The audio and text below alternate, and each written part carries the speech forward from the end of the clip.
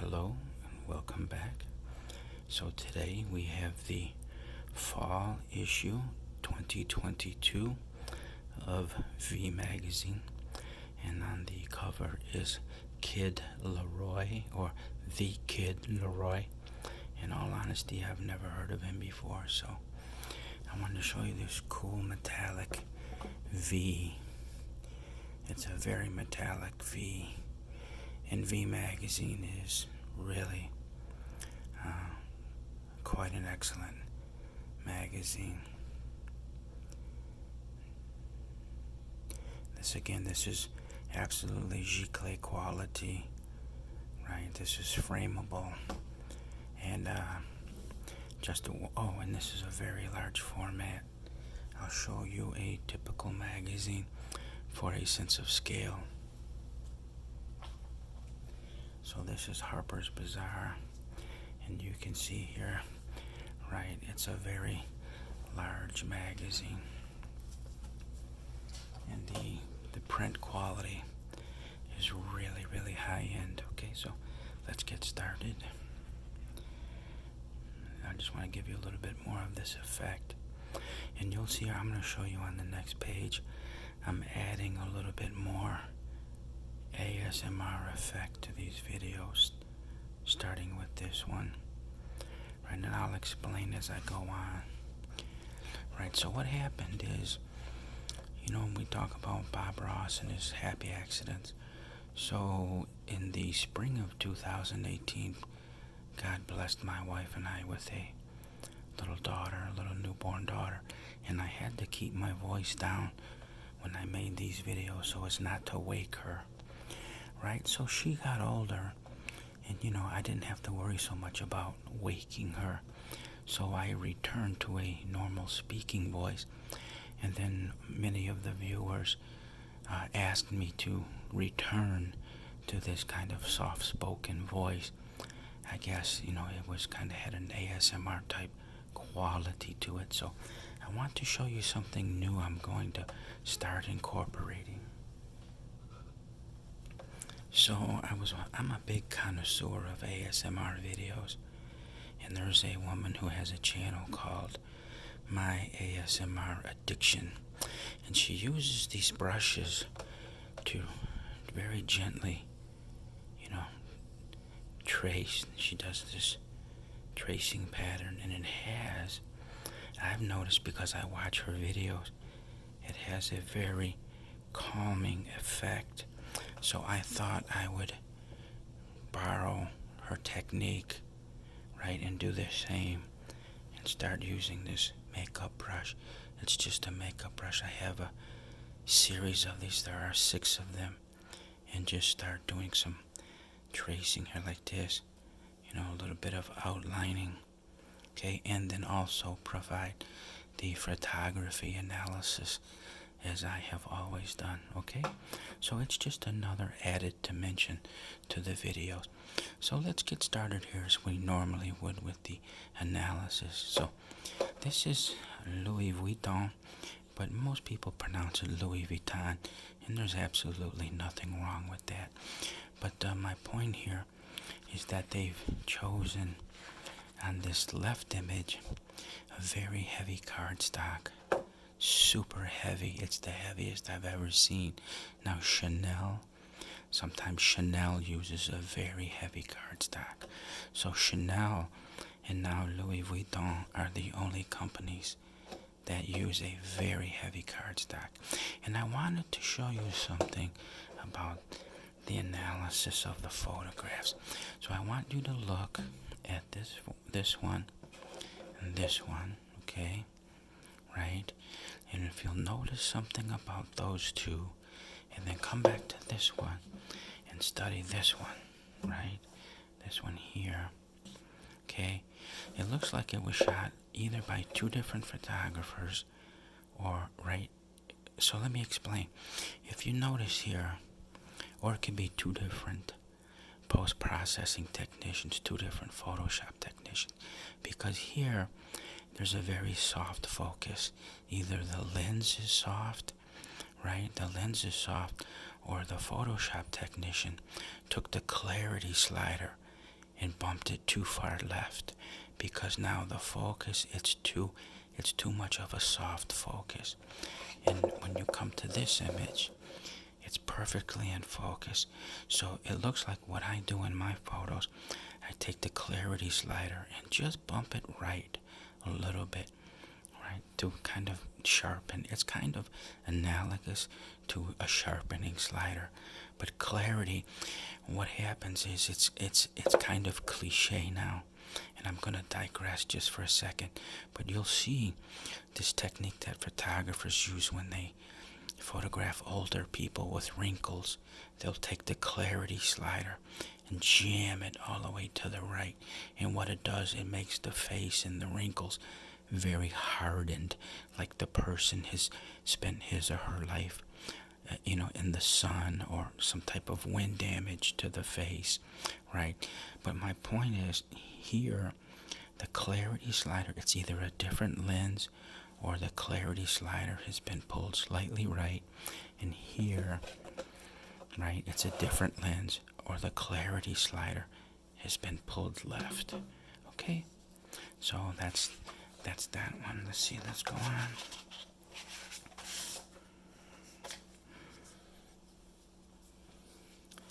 So here we have Camila Cabello. Right, it looks really nice. Beautiful photo, really. But the only thing I don't like is this brim. I think the brim, in the UK, they used to have a fedora, and it had a very short brim like that. They used to call it a pork pie. It was kind of like a pork pie hat. But anyways, the pork pie had a short brim. And I think this photograph would have looked a lot better if she would have had a longer brim, a more traditional style Spanish hat, right? And I think it would have really taken this photograph from about a 7 to a 9 if she would have had that larger brim. And they also call this a stingy brim, or a pork pie. This is nice. All this, you can really, I don't know if you can pick it up in the video, but the texture of this fabric is really quite awesome. It's very detailed. So again, great job from Chanel. Okay. As many of you know, Celine is headed up by a man called Eddie Slimane. And he has been into this androgynous look for many years, and he loves to use either emaciated or very thin models, because that's his forte. The whole purpose of Celine, kind of like their mission statement, right? Their mission statement is clothing for a size 0, right? Probably not even a 2, almost all their clothing. To me, Eddie Slimane is for the extremely thin women. So, right, and his models reflect that. And his photography is really hit and miss. So sometimes his photography is good and sometimes it's not so good. So, again, we'll just do a little bit of light. We'll just do some tracing here.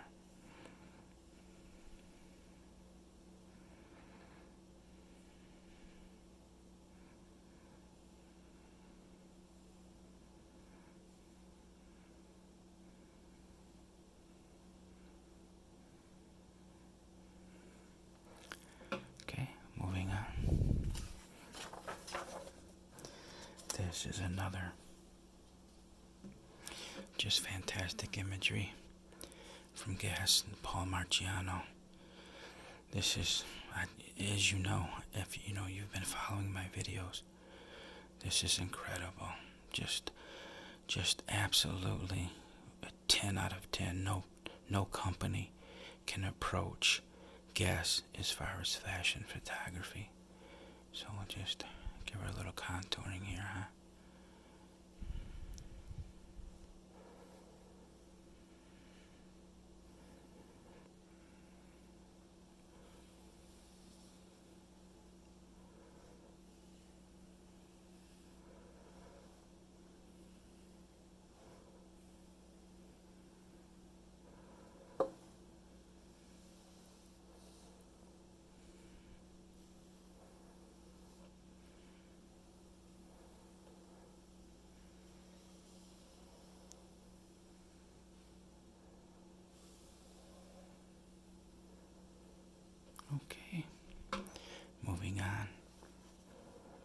what's unusual about this one is this is desaturated. Normally Paul Marciano and Guess, they publish color images.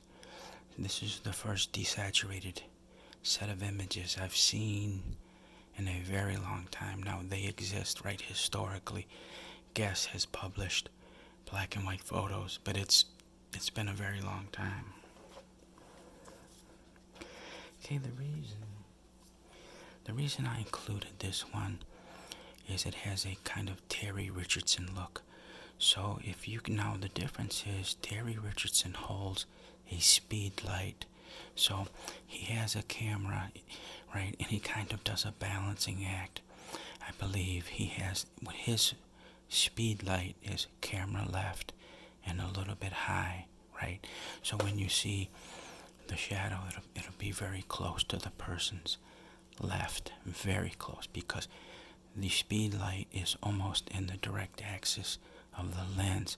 So my point here, this is off-camera flash, right? The axis, you can tell the axis, the light is camera right, judging by the shadow, right? But it's level, it's kind of level with her head, because the shadow is the same height. It's neither going like this nor like this. So the speed light or the strobe is about at her face, okay? But when again, I'm getting back to this Terry Richardson look, where it's about a third of a stop overexposed, not much. I'm guessing a third of a stop, but what it is, it's a bare strobe, so there's no modifier on this strobe, like a little piece of white fabric that is like a little diffusing panel, and that diffusing panel is what offers a very soft light. So this is a bare strobe or a bare speed light, right? And it's producing this harsh, that's another way you can tell an unmodified light is the shadow is not diffused. The shadow is very sharp and defined. It's harsh light and a harsh shadow, sharply defined shadow. And this is, I've said this before when I've done V, there's this collectability aspect of it, right? So that usually always matches the cover. So here's where you want to, if you were so inclined to mail in and subscribe to the magazine, but this, I call this like a little baseball card, and it's really collectible. I'm sure these are going to be worth a lot of money in the future. And it's kind of strange that stuff that's marketed as collectible is never really collectible, and the stuff that's not marketed as collectible, genuinely, usually, sometimes I guess, that's what becomes collectible. So my point is that these come in every V magazine if you want to subscribe, right? And these will become highly collectible. And here we have Madonna, who's done I've said this before, she's done a terrible job on herself. She's had some work done, and it has not gone well for her. And it's subjective, of course. I'm not saying it's as an objective statement. It's, of course, everything is pretty much subjective, right? But, the way I see it, it's really quite bad. So she doesn't even look like herself anymore, right? It's kind of, she does a little bit here, but, I don't think her surgery went as she planned. Perhaps she thought she would look as good as the Kardashians, because I don't know who the Kardashians use, but that surgeon is awesome, right? You have to admit, he does some wonderful work. Here's that ad, I said that, right? The law of unintended consequences. There's this vampire look, and I'm sure they were not going for that, but, right, there's this very vampire look happening here, whereas it doesn't exist here, right? You don't see any really There's no Dracula, but turn the page and it takes on this Dracula appearance. So, and again, I always say there should be there should be a signature list of, that so many people at the company need to sign off on a photo campaign. So this goes off to an advertising agency or whatever, and they bring back these photos, okay, and you have probably 3 to 5 people at any advertiser who have to sign off and agree that yes, this is what we're looking for, and we approve it. So imagine the people at Cartier, okay, the 3 to 5 people who saw this. I totally get it. I myself would sign off on this. Yes, this is what I'm looking for. But you see this, and you say, no, I'm not signing off on image number 4 or whatever it was, right? I'm sure they're labeled. No, image 4, and there's too much of a Dracula appearance. We're not going to run this one, okay? I'm not approving image 4. But, right? The people at Cartier approved this, and you know, it was not a wise move on their part. Okay, here we have some images that have a very 1970s feel to them, right? You can tell by the style of the bed and the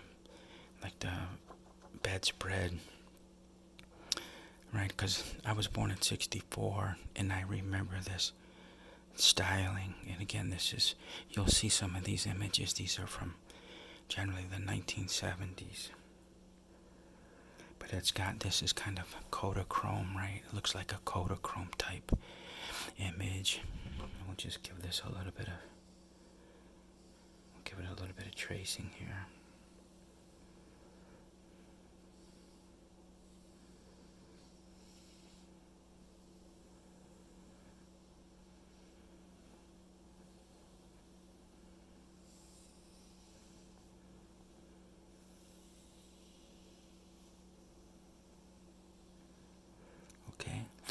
That has a calming effect for you. If you kind of need to decompress, just relax a little bit. That's all I'm trying to do, is to kind of aid in your decompression, your relaxation. Okay, this is absolutely gorgeous. And you notice the kind of monochrome aspect of what's going on here, except for this stove or this range, right? That's kind of an orangey brown type of monochromatic feel. Similar here, you have these oranges.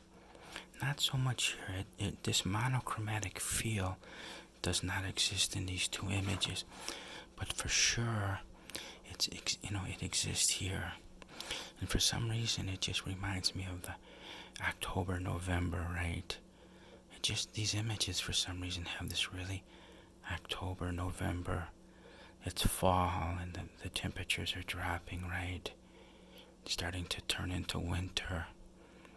But anyways, this is a tapestry. This is really beautiful. This dress must cost a fortune because of this embroidery like this. It looks like a tapestry that you would find in a museum hanging on a wall. It looks hand-stitched. I'm sure it's not.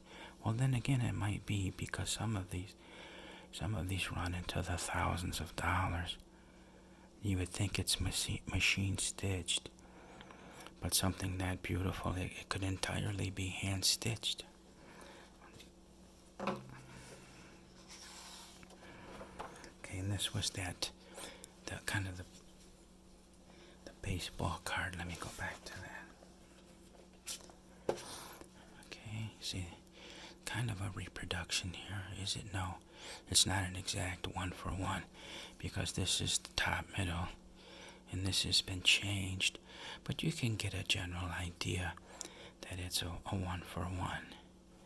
And I like this kind of like magenta, fuchsia type color, right? And then the lettering is in agreement with all the colors.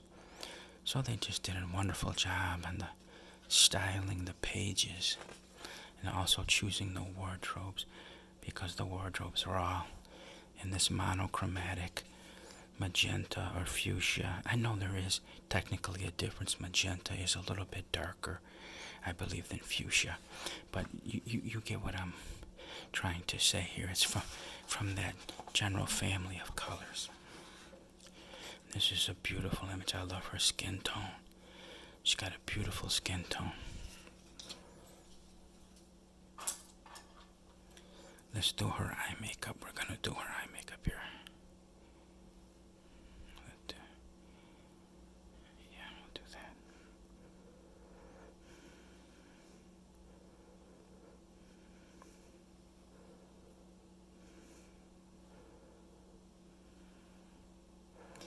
Then we'll get a little bit lower.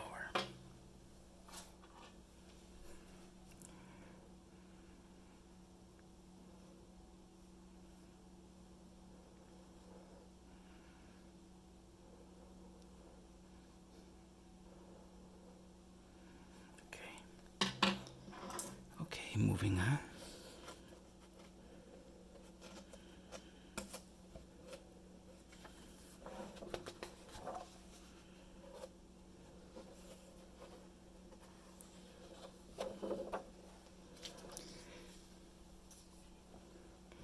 Okay, I included this image on the left because of this. Some people pronounce it Adidas, and some people pronounce it Adidas. I've heard it pronounced both ways, but Americans generally pronounce it Adidas.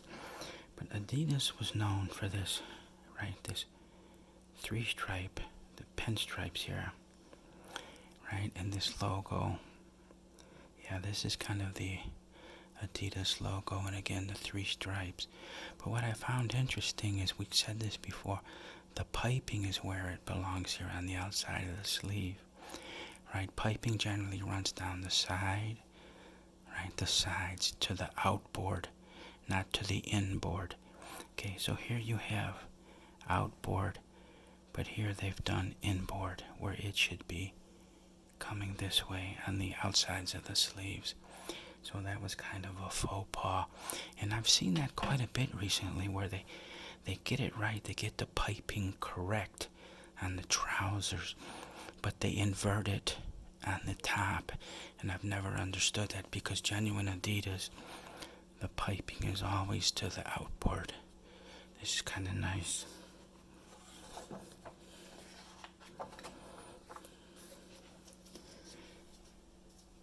These are nice images. When I saw this one, it reminded me a lot of a singer, if you remember, Al Stewart, who was very popular in the 1970s with Time Passages, and what was the other one? He had some other ones. Anyways, it's escaping me at the moment, but it was Time Passages, and there was one other one that was very popular in the 1970s. But to look at him, he looks very much like Al Stewart from that time frame.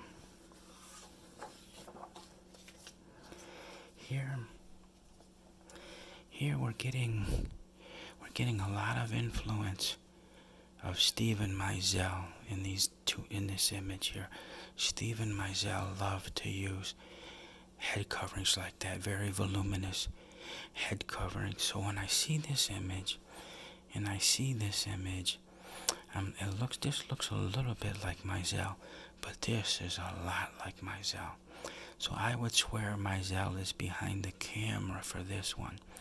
Now there's a person, a contemporary photographer, because Mizell has gone pretty much emeritus, right? He's in a kind of a semi-retired state, or fully retired at this point.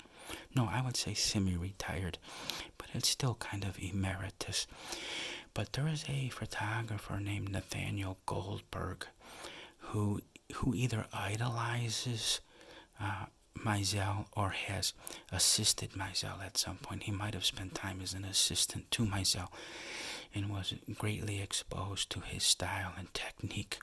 So I have not looked, I have not cheated, but I'm going to go back and look at the photographer, and I want to see if this is either Mizell or Nathaniel Goldberg. So let's take a look.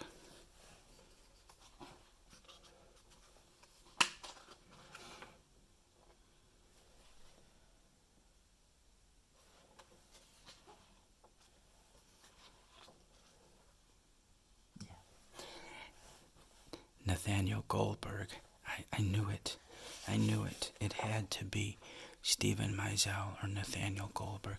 And when you get into photography and you get quite serious at it and you become a student of it, you get to know the signature. So just very briefly, let me tell you who has signatures. Mizell. Solveig Sundsbo has a signature look. Annie Leibovitz has a very definite signature. So my point is, when you look at a Mizell or a Leibovitz, right, or a Solveig Sundsbo, and also Camilla Ockrentz has a signature look. And when you see one of their images, you know it right away. You know it immediately. So as I've said, this is absolutely 100% Stephen Mizell. This is his go-to look. But this Nathaniel Goldberg, he idolizes Mizell. Again, I'm repeating myself and I do apologize. He's either idolizes Mizell or has assisted Mizell, and therefore, right, all of his, I shouldn't say all, but a great deal of his photography is exactly like that of Stephen Mizell. Now this here would be like a Solveig Sundsbo look. It's not, but I mean the voluminous fabric. It's, he uses color and a very bright, like magenta. He loves magenta, and it's a very reflective material, right? It's a little bit overexposed, 1/3 to 2/3 overexposed of stop, 1 to 2/3 stop overexposed. But my point is, just at a glance, right? This is kind of like a Solveig Sundsbo. So what I'm trying to illustrate is that photographers have a certain look, just as I've said before, a guitarist, right? If you listen to a certain guitarist, you can hear 3 notes and you already know who's on the guitar, even though you never heard the music before. You already know who's on guitar. This is beautiful here. Really well done. Very, very artistic. This is cool here too. I love this paper. This is almost like it's a blue bordering on a purple. Now generally, blue never works as a paper. Blue never ever works. But this dark blue, since it's so dark and it's bordering purple, it's working. It's really working in this photo.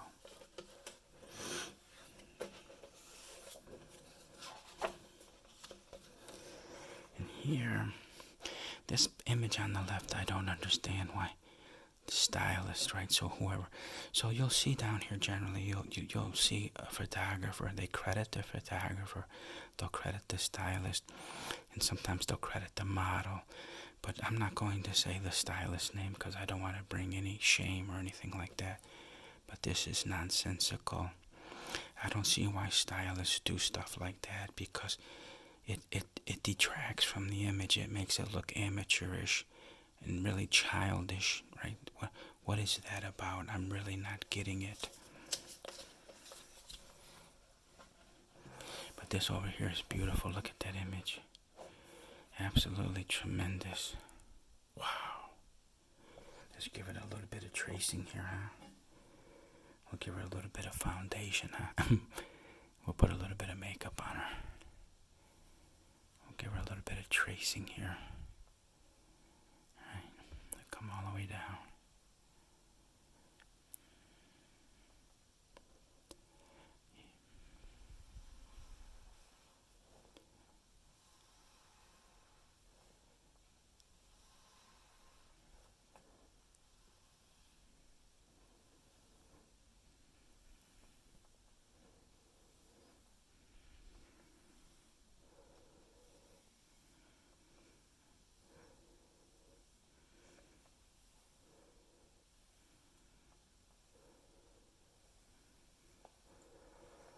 Okay, friends.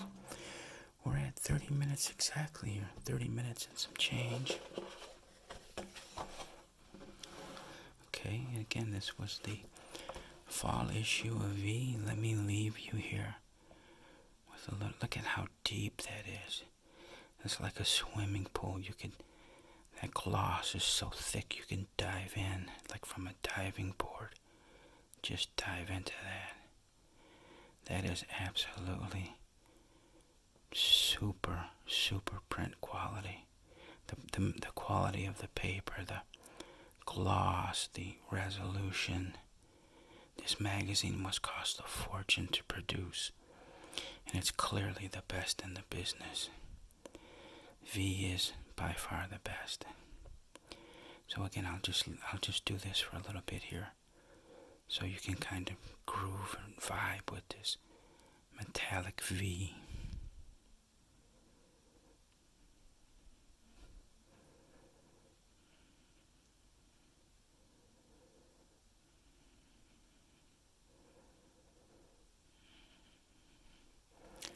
Okay, thank you for watching.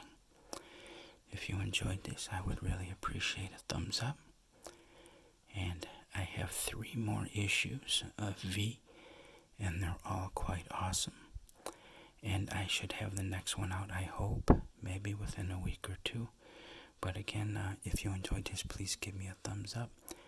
And I will see you in the next video. Until then, I wish you very well. Bye-bye.